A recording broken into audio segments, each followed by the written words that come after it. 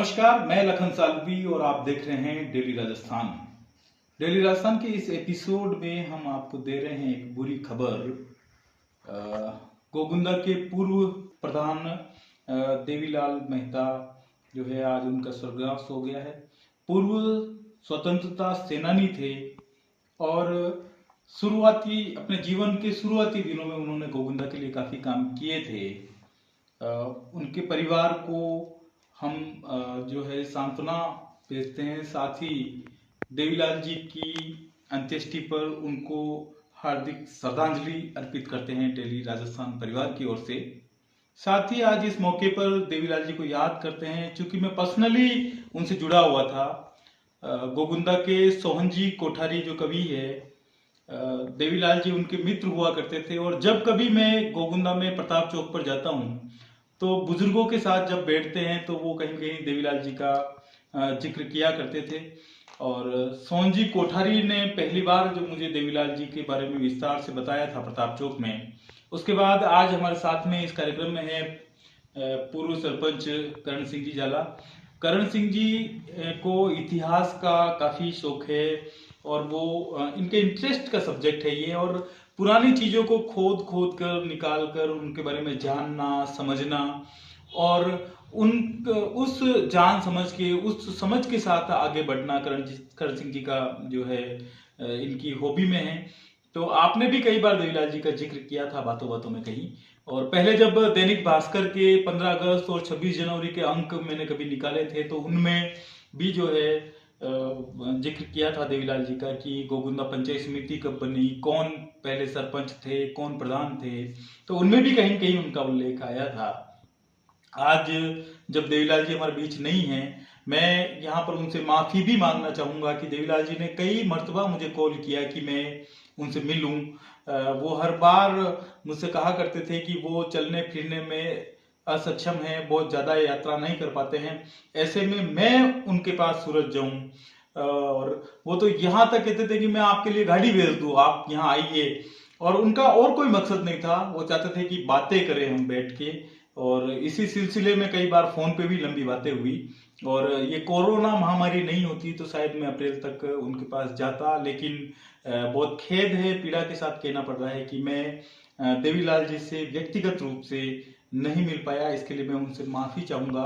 साथ ही आज इस मौके पर करण सिंह जी से भी जो है देवीलाल जी के बारे में हम जाने, क्योंकि आज तुरंत जब शाम को, मैं आज दिन भर नेटवर्क में नहीं था और शाम को जब ये खबर मुझे मिली तो बहुत दुख हुआ।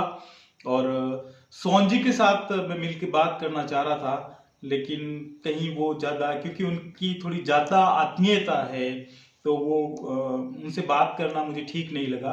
ऐसे में करण सिंह जी जो काफी जानकारियां रखते हैं, तो करण सिंह जी का बहुत बहुत स्वागत इस कार्यक्रम में सर। और देवीलाल जी के बारे में बस मैं सीधा सा सवाल करूं आपसे कि देवीलाल जी कैसे व्यक्ति थे और पर्सनली सामाजिक तौर पे और राजनीतिक तौर पे किस तरह से आप उनको लाइक या डिसलाइक करते थे? सर्वप्रथम तो गोगुंदा के स्वतंत्रता सेनानी आदरणीय देवीलाल जी मेहता साहब को सत सत नमन। मेहता साहब का जाना एक सबके लिए एक क्षति है, मेरे लिए भी व्यक्तिगत क्षति है उनका जाना मेरे लिए। एक स्वतंत्रता सेनानी का जाना मेरे लिए एक मार्गदर्शक का जाना, और उनसे मैं 3-4 बार व्यक्तिगत रूप से मिला और उनसे बातचीत करने का मौका मिला, हंसकर खुश मिजाजी से, और उम्र उनके ऊपर हावी नहीं थी। मैं उनसे जब वो लगभग 80 साल के होंगे तब मिला, मैं उनसे 85 साल के थे तब मिला। मुझे हमेशा वो उनकी बातों से युवा नजर आए, कभी वो थके हुए या निराश ऐसा कभी नहीं लगे, हमेशा ऊर्जा से भरे हुए अच्छी सलाह देते हुए मिले। राजनीति में उनका योगदान काफ़ी लंबे समय से रहा और मेरे परिवार से काफ़ी जुड़े हुए रहे, ऐसा मैं मान सकता हूँ। मेरे परिवार के 4 पीढ़ियों को उन्होंने निरंतर देखा, मेरे ग्रेट ग्रैंडफादर, मेरे ग्रैंडफादर, मेरे फादर, मैं 4 पीढ़ियों को देखने वाले व्यक्ति के रूप में भी मैं जानता हूँ। बहुत सी यादें हैं उनके साथ जुड़ी हुई, उनके साथ चाय पीने का अवसर मिला, ये मेरे लिए कह सकते हैं कि बहुत बड़ा अवसर था।